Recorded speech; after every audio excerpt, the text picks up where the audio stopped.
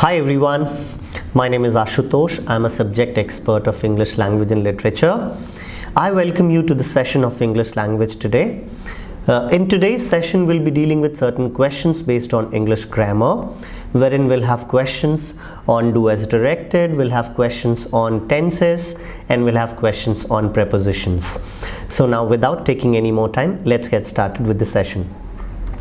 So here in do as directed we have certain questions and we have to rewrite the sentence as per the given instruction. So the first sentence here says this is the best time, and in the instruction we have been given use the positive degree of best.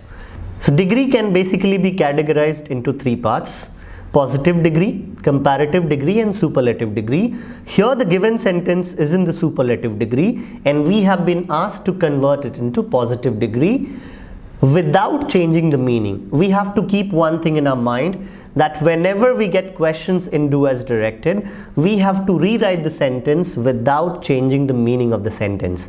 So here the sentence says this is the best time and we have to use the positive degree. So good will be the positive degree, better is a comparative degree, and superlative degree will be best, that is given in the sentence.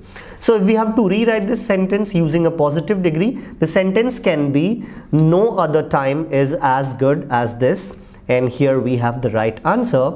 You can see on your screen, no other time is as good as this. So here we have the same meaning of the sentence and here we have used the positive degree of the adjective best. Now moving on to question number 2, it says he was asking for money and the instruction here is change the voice. See, voice can basically be categorized into two parts: active voice and passive voice. And here the sentence is in active voice and we have been asked to change it into passive voice. So one thing we need to understand, the basic difference between active and passive voice is, active voice is a subject oriented sentence and passive voice is an object oriented sentence, right? So here the sentence says he was asking for money. We need to identify the object here in the given sentence, and the object is money, and we have to rewrite it by changing the voice. So the answer can be money was being asked for by him.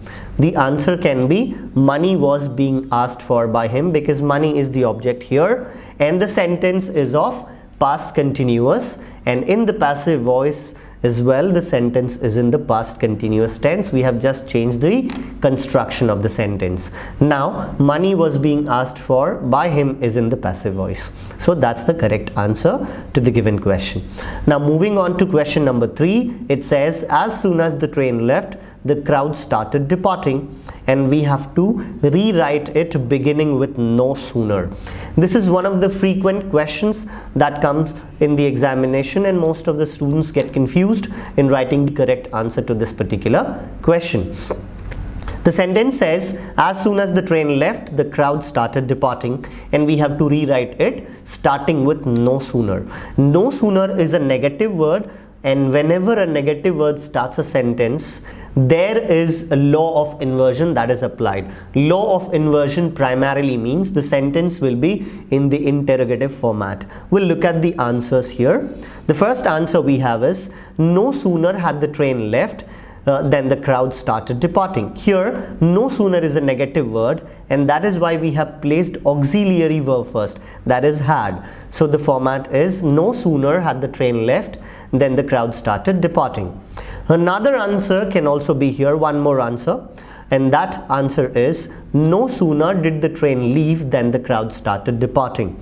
So this is also a possible answer, but most of the schools accept the first as the correct answer. So but you need to have both the concepts absolutely clear in your mind, so that if you are not able to construct the first sentence, you should go with the second one. So here two answers can be there. The first answer is no sooner had the train left then the crowd started departing, and another answer is no sooner did the train leave then the crowd started departing. All right, now moving on to question number 4, it says I have already been answered, said my friend to me.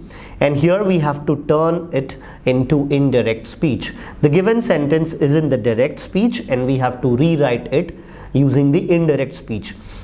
So there are two speeches, direct speech and indirect speech.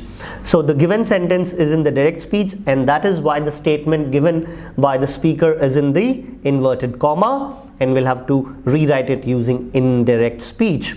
So here the absolutely correct answer will be, my friend told me that he had already been answered. So try and understand the situation here. The given sentence is in the present perfect tense, and whenever the reporting verb is in the past tense, the present perfect tense gets converted into past perfect tense, and that's what we have done here.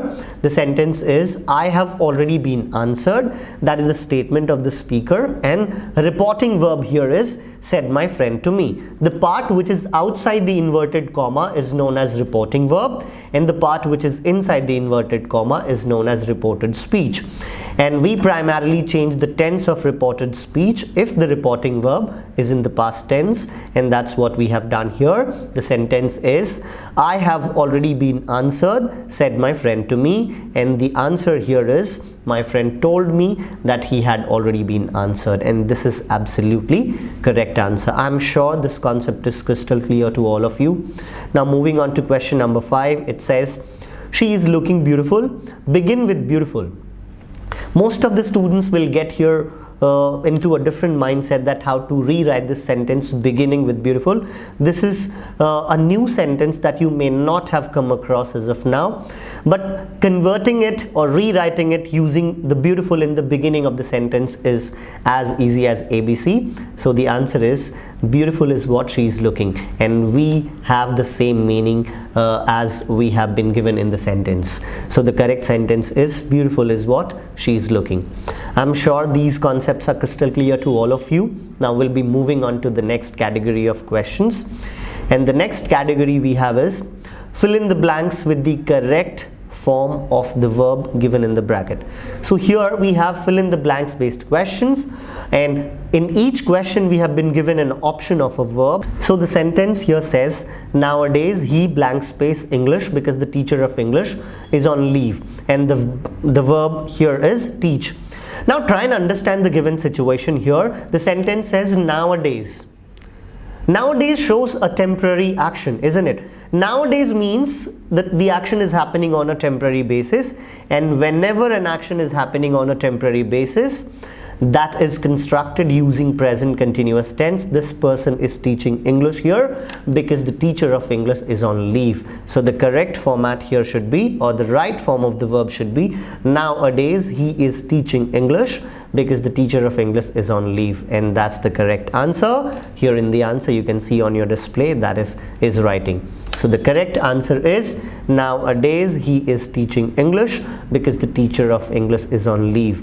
So try and understand, try to figure out the time adverb that plays a vital role in tense. Now moving on to question number 2, it says, Shreya blank space a book about China last year, but I don't know whether she has finished it. And in the bracket we have been given the option of verb that is right. So try and figure out the situation here. Shreya blank space a book about China last year, but I don't know whether she has finished it. So here we are not sure whether she has finished it, and it means the action was not completely finished, or action was not completely done. Action was started at a particular point of time in the past, but we are not sure whether it was finished or not. So here in the given sentence we can say, Shreya was writing a book about China last year, but I don't know whether she has finished it, and that will be the absolutely correct answer according to the given context. So here the answer is, Shreya was writing a book about China, but I don't know whether she has finished it. Most of the students may get confused here by saying that, can we write here, Shreya wrote a book about China last year, but I don't know whether she has finished it. But when we write Shreya wrote a book about China last year, it means the action was already done. But here the sentence, one of the parts of the sentence says that we are not sure whether she has finished it. That is why the correct format here is, Shreya was writing a book about China last year, but I don't know whether she has finished it. And this is the absolutely correct answer. I'm sure you guys are very clear with this concept. Now moving on to question number 3, it says, it is I who blank space this for all of you, and the option here is have done and has done. So So here we have used a relative pronoun called who. So some of the students may get confused here and they may write the wrong answer by constructing this sentence in this way, like it is I who has done this for all of you. But I will explain the concepts to all of you. We need to get into the technicalities of grammar a little bit here. So try and understand. It says it is I who blank space this for all of you. Now who cannot decide the verb coming after it? So the word that will decide the verb coming after it will be I, that is the subject here, and with I we cannot use has. So the correct format should be it is I who have done this for all of you. This is called pronoun and antecedent agreement. I'm sure this concept is crystal clear to all of you. Now we'll be moving on to the next category of question, and that is fill in the blanks with the correct prepositions. Prepositions, I consider this one of the most important parts of English language, and for some of the students this is one of the obstacles in their examination, but I make you, or I give you an assurance, if you understand the concepts of preposition will be as easy as ABC. So here we'll start dealing with the question. The first question says, give me an example pertinent blank space the case. Here the sentence demands the example given to the point to the case, right? So pertinent is followed by preposition to. So the correct answer should be give an example pertinent to the case. It means the person wants an example directly relevant to the case. All right. So now here, if we understand the meaning of the word pertinent, the answer will be very, very easy for all of us. Moving on to question number 2, it says Mr. Mohan has not been cured blank space his disease. Cured is followed by preposition of and not by from. Most of the students get confused here in the given context. They write the inappropriate preposition, that is from, but that is absolutely incorrect. We are not supposed to write this. So the correct answer here should be Mr. Mohan has not been cured of the disease, and that's what we have here in the answer. All right, now moving on to question number 3, it says we must keep blank space something for the rainy day. If you try and figure out the meaning of the given sentence, it demands us to store something for the rainy day, isn't it?